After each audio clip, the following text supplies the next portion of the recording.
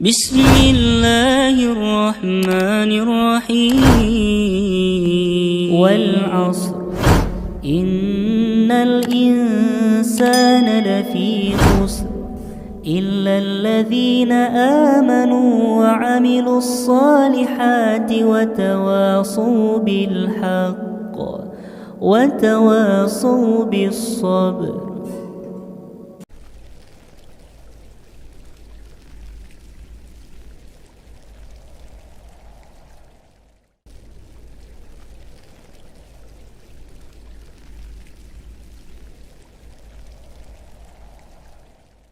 Kaum muslimin yang dirahmati oleh Allah Subhanahu wa taala, jadi ada jin tersebut yang menetap di tubuh orang yang meninggal. Jadi ketika diruqyah baru jin tersebut keluar dan tubuh orang ini itu sudah dalam kondisi meninggal, sudah dalam kondisi mati, dan dia jasadnya ini itu sudah dalam kondisi bau membusuk. Dan ini pernah kejadian di suatu tempat. Ini ada pernah kejadian di Aceh seperti itu kejadian hal ini. Jadi ketika jin tersebut keluar, jasadnya ini dia sudah bau karena memang sudah meninggalnya ini sudah berhari-hari tanpa diketahui oleh manusia yang lainnya. Ya karena memang apa? Karena tidak mengetahui dia beberapa ciri-ciri dari gangguan jin. Ya, tapi kalau dia mengetahui ciri-ciri dari gangguan jin, tentunya tidak akan terjadi hal yang seperti ini. Tapi seperti ini yang dimaksud dengan kesurupan permanen, bisa seperti ini dia dalam waktu yang lama. Dia berada menetap dalam tubuh manusia ini dalam bentuk yang lama. Kemudian yang keempat adalah kesurupan sementara, yaitu kesurupan yang dia hanya beberapa menit saja. Seperti orang yang mengalami mimpi buruk yang membuatnya tidak dapat bergerak karena himpitan syaitan tersebut. Jadi mimpinya kesurupannya ini hanya sebentar. Ini biasa terkadang jin-jin yang iseng, dia hanya sebentar saja, ataupun jin yang membantu seperti yang dilakukan oleh kuda kepang.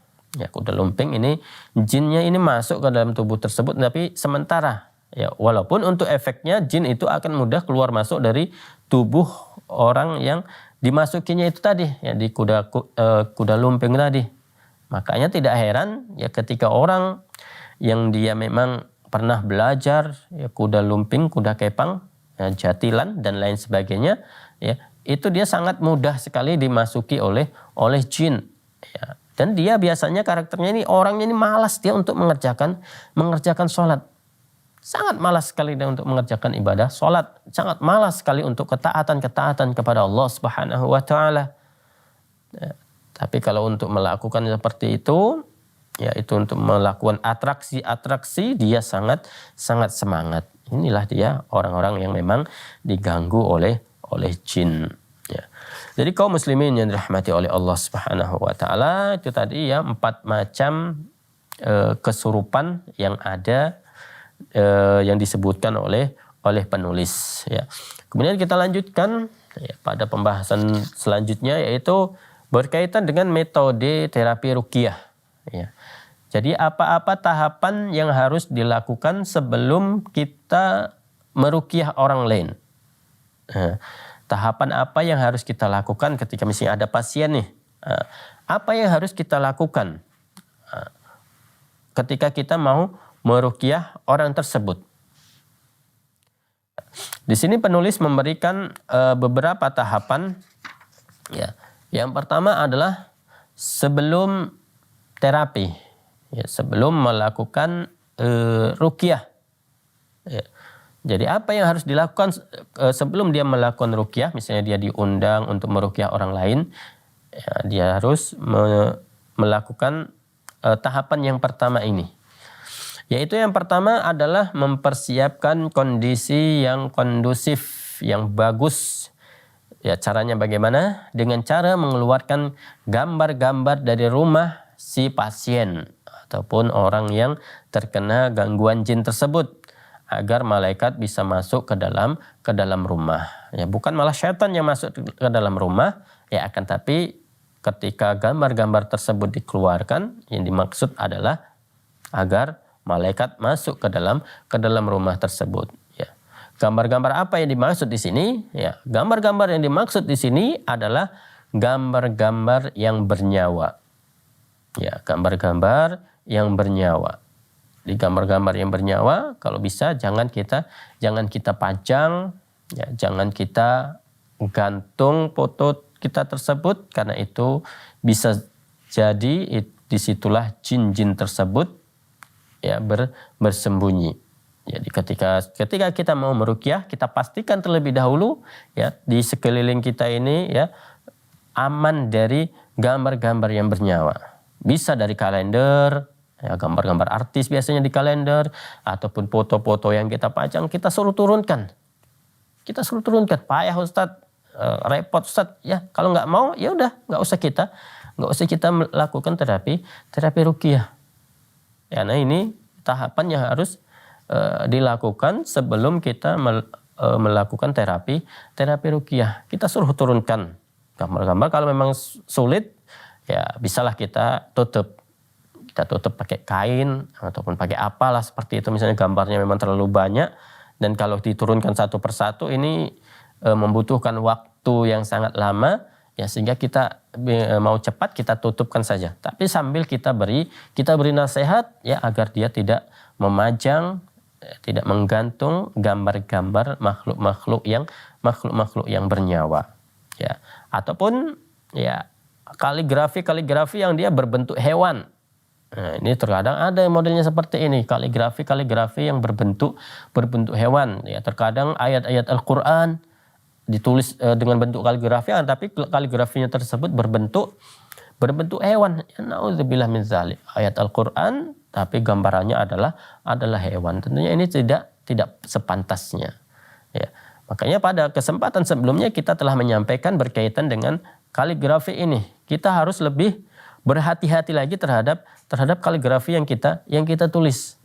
Kalau tujuan dari kita memanjangkan kaligrafi tersebut agar orang lain membaca, maka kita buat kaligrafi tersebut adalah kaligrafi yang dia memang bisa dibaca. Baik dia boleh dari ayat-ayat Al-Quran, akan tapi tujuannya bukan untuk jimat, bukan hanya dijadikan sebagai pajangan, tapi tujuannya adalah agar orang lain membaca. Kalau tujuannya agar orang lain membaca, maka diperbolehkan kita menjadikan ayat-ayat Al-Quran itu sebagai kaligrafi, dan tentunya, ya, kaligrafi yang ditulis di situ adalah kaligrafi yang dia bisa dibaca.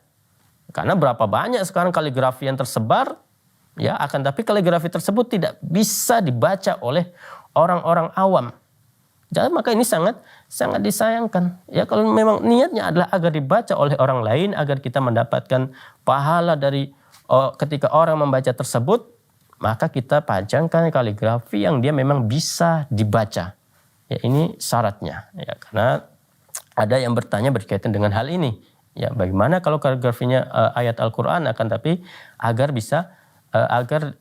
kalau dibaca orang lain, apakah kita tidak mendapatkan pahala? Ya, kalau kaligrafinya tersebut, ya, tujuan pertamanya adalah agar orang lain membaca, agar orang lain mendapatkan peringatan. Kemudian kaligrafi yang ditulis tersebut adalah kaligrafi yang dia bisa dibaca tulisannya. Ya, karena sekarang kaligrafi bentuknya nanti bentuk teko, tentu orang awam tidak bisa membaca. Orang awam akan kesulitan untuk membaca. Ya, kemudian kalau kita tulis ayat Al-Quran, kita tulis artinya agar orang paham dengan apa yang dia baca. Jadi seperti itu, ya, kaum muslimin yang dirahmati oleh Allah Subhanahu wa taala. Ya, karena banyak orang salah kaprah, ayat Al-Quran kok nggak boleh. Ya, bolehlah ayat Al-Quran dipajang. Kalau hanya tujuannya dipajang saja, tidak ada manfaatnya, tentunya tidak diperbolehkan. Tapi kalau dia ada manfaatnya, ya, dan tulisan tersebut bisa dibaca oleh orang lain, oleh orang awam, ya, maka diperbolehkan. Ukurannya orang awam. Kalau orang yang berilmu, tulisan mau bentuk bagaimanapun dia bisa membacanya. Ya, kalau orang berilmu untuk apa lagi? Nggak perlu tulisan-tulisan seperti itu. Tapi kalau orang awam terkadang terlintas ketika melihat, ya, ayat Al-Quran tersebut, dia teringat, ya misalnya dengan hafalannya tiba-tiba teringat, oh ini ayat ini ada di Quran surah ini, kan jadi bermanfaat. Ini harusnya kaligrafi yang bisa dibaca. Ini bukan sembarangan kaligrafi bentuknya teko, ya kaligrafi bentuknya macan, ya kaligrafi ayat Al-Quran, tapi bentuknya rumah. Itu apa seperti itu? Bentuknya orang sedang tasyahud. Na'udzubillah min zalik, ya. Jangan jadikan ya ayat Al-Quran hanya sebagai pajangan tanpa ada manfaatnya, apalagi dijadikan pajangan dan dijadikan sebagai jimat, ya. Na'udzubillah min zalik, ya. Kita mohon kepada Allah Subhanahu wa taala perlindungan dari hal ini, menjadikan ayat Al-Quran sebagai jimat. Jangan sampai kita menjadikan ayat-ayat Al-Quran itu sebagai jimat. Kemudian yang selanjutnya, ya tahapan, ya, sebelum kita melakukan terapi ruqyah, sebelum kita meruqyah orang lain, ya kita beri nasihat berkaitan dengan gambar. Kemudian selanjutnya adalah mengeluarkan serta membakar semua bentuk-bentuk jimat dari dalam rumah tersebut. Ya, kalau ada jimat misalnya keris, kita bakar keris tersebut, kita patah-patahkan.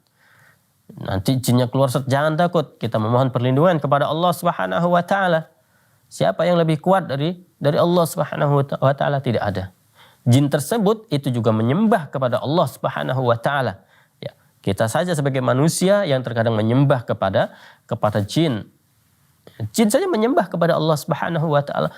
Jin saja berdoa kepada Allah Subhanahu wa taala.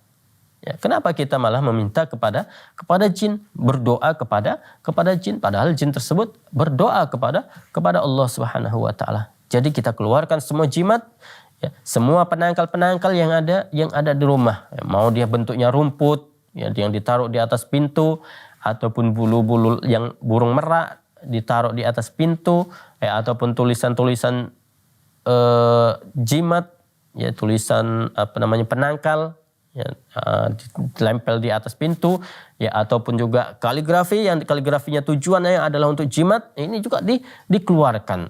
Karena ada kadang kaligrafi tujuannya jimat, barang siapa membaca ini maka akan dijauhkan dari godaan-godaan syaitan. Ini bagus, tapi dia tujuannya adalah untuk jimat, maka ini tidak diperbolehkan.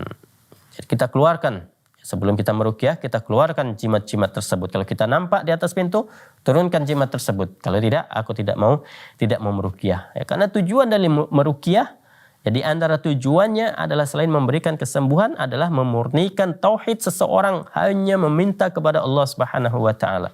Hanya bergantung kepada Allah Subhanahu wa taala, tidak bergantung kepada benda-benda, tidak bergantung kepada makhluk, termasuk kepada peruqyah. Makanya peruqyah hanya melakukan terapi biasanya hanya 1 atau 2 kali.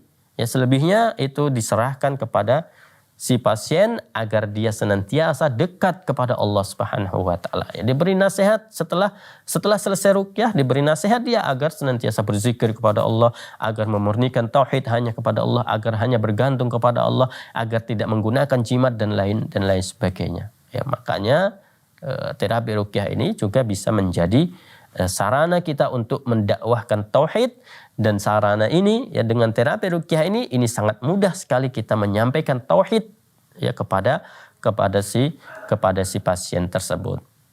Kemudian yang selanjutnya termasuk juga mengeluarkan ataupun mensterilkan dari nyanyian dan alat-alat musik. Jadi alat-alat musik, kalau ada di situ alat musik, gitar, drum, ya, ataupun piano, maka kalau bisa kita keluarkan, ya, sambil kita beri nasihat berkaitan dengan hukum dari mendengarkan musik dan nyanyian tersebut.